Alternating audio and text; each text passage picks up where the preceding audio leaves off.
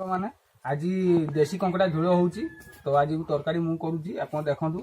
कौ भाया देसी कंकड़ा झोल हो पिज ए छाड़देली लंका गुंड किसी पकईली हलदी गुंड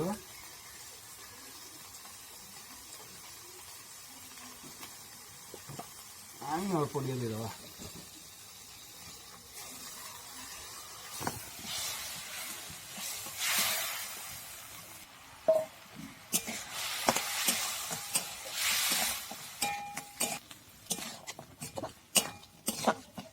पानी देकी छाड़दबा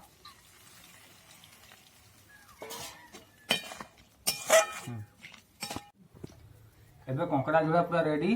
देखो कंकड़ा झोल कंकड़ा झोल साथ गरम भात आसतु खाइए केमती लगुच खाई